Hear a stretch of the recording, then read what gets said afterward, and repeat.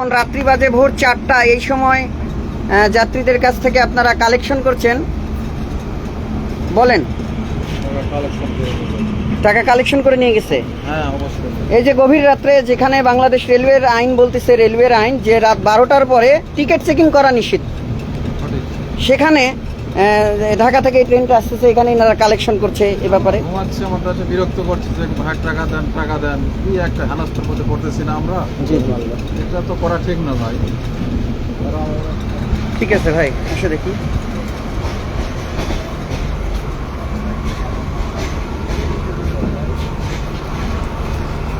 একটু কথা বলেন। আপনারা এই যে গভীর রাত্রে যাত্রীদেরকে বিরক্ত করছেন, কালেকশন করছেন, বলেন বলেন, এদিকে একটু দেখি। আসেন এদিকে একটু দেখি আপনাদেরকে। আসেন এদিকে একটু কথা বলেন। এদিকে কথা বলেন না কেন? এদিকে কথা বলেন, কথা বলেন। যাত্রীরা অভিযোগ করছে তো। এই যে রাত্রে, যেখানে রেলওয়ে আইন অনুযায়ী মানে টিকিট চেকিংই 12টার পরে নিষেধ, যাত্রীরা ঘুমাচ্ছে রাত্রের ট্রেনে, এই সময় আপনারা উঠছেন কেন? বলেন বলেন বলেন বলেন। হ্যাঁ, আমি আমার কাজ করছি, আমি আমার পেশাগত দায়িত্ব পালন করছি, বলেন। হ্যাঁ, এই যে রাত 12টার পরে ওনারা গাড়িতে ইয়া করছে। হ্যাঁ হ্যাঁ হ্যাঁ হ্যাঁ, জি জি জি জি, হ্যাঁ, দুইজন যাত্রী বলেছে, আমি তাদের বক্তব্য নিয়েছি, আমি বক্তব্য নিয়েছি। এটা নিয়মের বাইরে আছে, এটা নিয়মের বাইরে আছে। দেখেন, আমি আপনার সাথে তর্কে যাচ্ছি না, এটা নিয়মের বাইরে আছে। আপনারা এই সময়টা না করলেও পারতেন। সেই আপনি শুরু থেকে এরকম করে আসছেন। আচ্ছা আচ্ছা, আপনার মতো অনেক নিউজ করছি আমরা। আচ্ছা, সমস্যা নেই, আপনি আপনার কাজ করুন, আমরা আমাদের কাজ করি। আচ্ছা, তাহলে আপনারা মানে কালেকশন করবেন।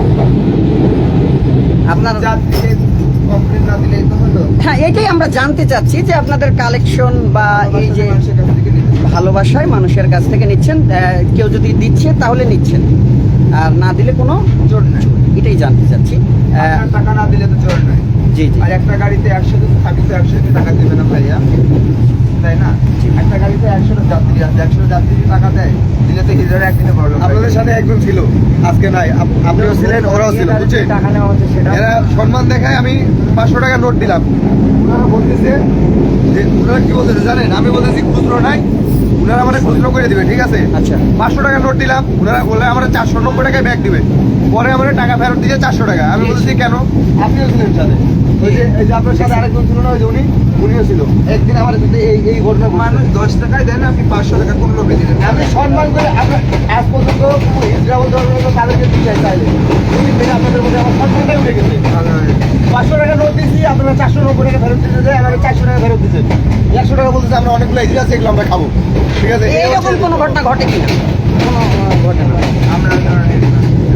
আমরা নতুন না, এই লাইনে যত পুলিশ আর সবাই জানে আমরা কেমন। ঠিক আছে, আমাদের দ্বারা কোনো খারাপ কাজ হবে না। আপনাদেরকে দেয়, আপনারা সম্মানভাবে ভালোভাবে বলে নেবেন। আপনার নামটা জানতে পারি? আমার নাম বর্ষা। বর্ষা, জি, ধন্যবাদ আপনাকে। ভাইয়া আপনাকে অনেক ধন্যবাদ। প্রিয় দর্শক শ্রোতাবৃন্দ, আমরা এই মুহূর্তে রয়েছি দ্রুতযান এক্সপ্রেস ট্রেনে, যেটি ঢাকা থেকে ছেড়ে এসেছে এবং পঞ্চগড় উদ্দেশ্যে যাবে। তো এই ট্রেনে প্রিয় দর্শক শ্রোতাবৃন্দ, কয়েকজন তৃতীয় লিঙ্গের বলা হয়, তারা উঠেছিল এই ট্রেনে এবং উঠে যাত্রীদের মাঝে